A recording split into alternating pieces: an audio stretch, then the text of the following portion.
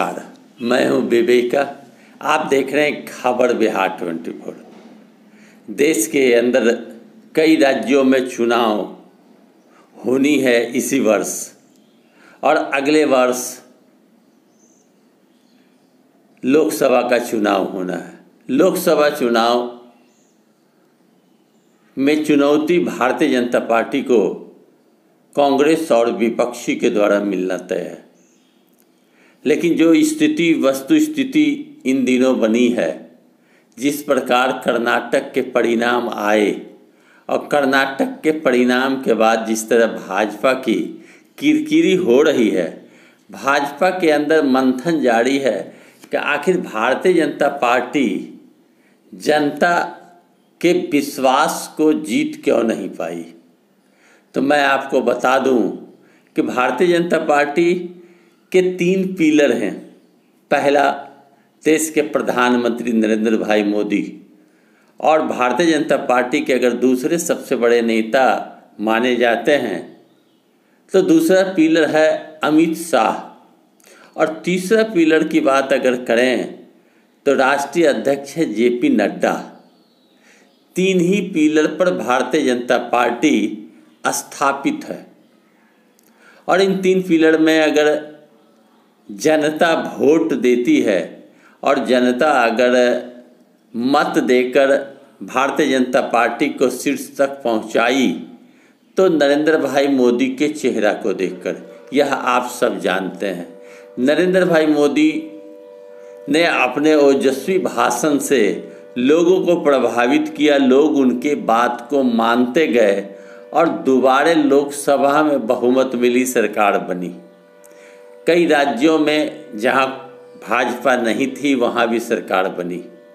कर्नाटक के चुनाव में भारतीय जनता पार्टी को मुंह की खानी पड़ी, जबकि अन्य राज्यों की अपेक्षा नरेंद्र भाई मोदी ने काफ़ी मेहनत किया कर्नाटक विधानसभा चुनाव में, मगर कर्नाटक में सफलता कांग्रेस को मिली। 135 सीट कांग्रेस ने जीता और भारतीय जनता पार्टी की दक्षिण भारत से पैर उखड़ गया। तो मैं इस वीडियो को बनाने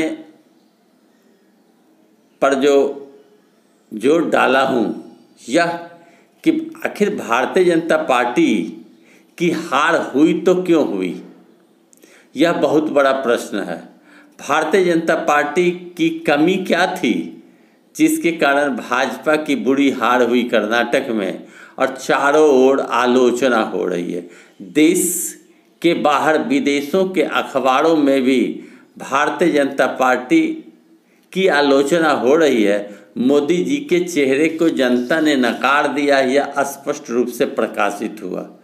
तो मैं बता दूं आपको कि भारतीय जनता पार्टी के शीर्ष नेता नरेंद्र भाई मोदी अहंकारपूर्ण भाषा का प्रयोग करते हैं। यह अहंकारपूर्ण भाषा के अंदर में आलोचना की राजनीति इनके द्वारा की जाती है। केवल आलोचना, विपक्षी की आलोचना करना और अहंकारपूर्ण भाषा का प्रयोग करना कहीं न कहीं मोदी जी को भारी पड़ा। दूसरी बात मैं बताऊं, दूसरे पिलर अमित शाह। तो अमित शाह अति विश्वासी बन जाते हैं, अति उत्साहित बनकर, अति विश्वासी बनकर कह सकते हैं आप कि उन्हें ऐसा लगता है कि पूरे भारत की जनता केवल भारतीय जनता पार्टी को मत देगी। वो मतदान के पहले ही सीट गिनती करके पत्रकारों के सामने बताने लगते हैं, मानो वो अपने आप को बहुत बड़े विशेषज्ञ या अपने आप को बहुत बड़े अंतर्यामी समझते हैं। पहले ही बताने लगते हैं कि हमारी इतनी सीट आएगी। अमित शाह जी की बात मैं बता रहा हूँ, जिसे कहा जाता है चाणक्य। चाणक्य की चाणक्य नीति इस बार कर्नाटक में ध्वस्त हो गई, यह आप जानते हैं। और तीसरे जेपी नड्डा की वाक्य जो निकलती है, उनके वाक्य में अति उत्साही बुझाते हैं। उत्साह इतना कि मानो उनसे ज़्यादा उत्साह किसी अन्य लोगों में नहीं है।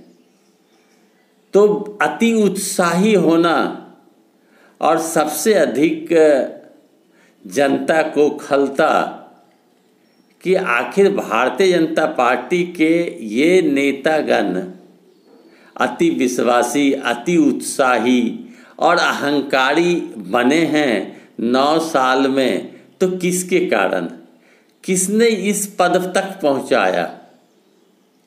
जबकि आपको पता हो कि हिमाचल प्रदेश गृह प्रदेश जेपी नड्डा का है और अपने गृह प्रदेश में भारतीय जनता पार्टी की सरकार चली गई और कांग्रेस की सरकार बन गई, फिर भी उत्साह इतना मानो लोगों को पर भारी पड़ते हैं।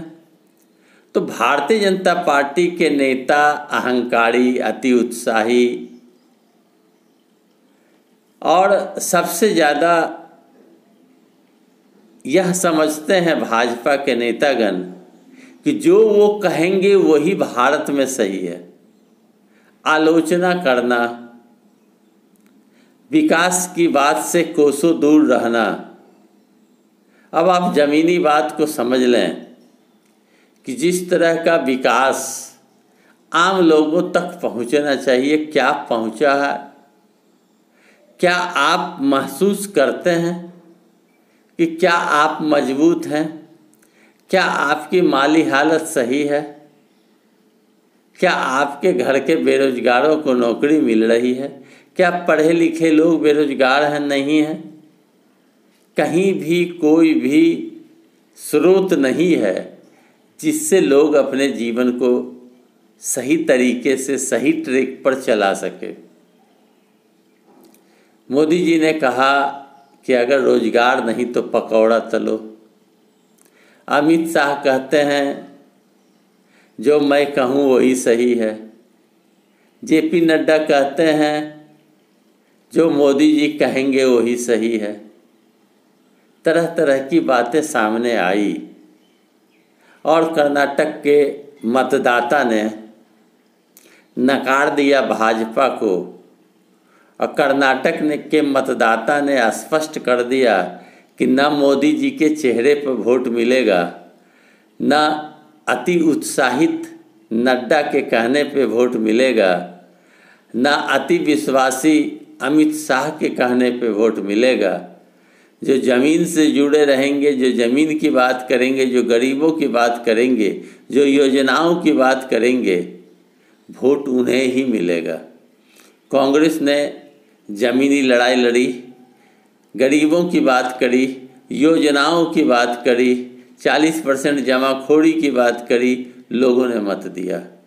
क्या भारत वाकई में अब फिर एक बार बदलने की मंशा बना रही है? क्या भारत के लोग फिर एक बार धर्म से ऊपर उठकर, झंडा से ऊपर उठकर अपने विकास, अपने परिवार के विकास को सोचकर 24 के मतदान करेंगे? यह प्रश्न है। यह प्रश्न है कि क्या भारत के लोग एक बार फिर तय करेंगे कि भारत का विकास, भारत के युवाओं को रोजगार, महंगाई से त्रस्त लोगों को राहत किसके द्वारा मिलेगी? कौन हमें राहत दे सकता? जहां कांग्रेस के वक्त में 400-500 की सिलेंडर गैस की हुआ करती थी, आज 1250 का सिलेंडर घर तक पहुंचता है। तो यह मार से लोग टूट रहे हैं, यह मार झेल रहे हैं। लोगों को तय करना होगा, लोग तय कर रहे हैं। शुरुआत कर्नाटक और हिमाचल से हो चुकी है, आगे भी नज़ारा यही देखा जाएगा, यही विशेषज्ञों का मानना है, यही राजनीतिज्ञों का मानना है, यही आम लोगों की आवाज़ उठ रही है। तो वीडियो आप लाइक करें, ज़्यादा से ज़्यादा दोस्तों यारों मित्रों के बीच में शेयर करें, कमेंट बॉक्स में जाकर अवश्य लिखें। साथ ही साथ मेरे चैनल को लाल बटन घंटी दबाकर अवश्य सब्सक्राइब करें ताकि मेरा वीडियो आप तक पहुंच सके। धन्यवाद।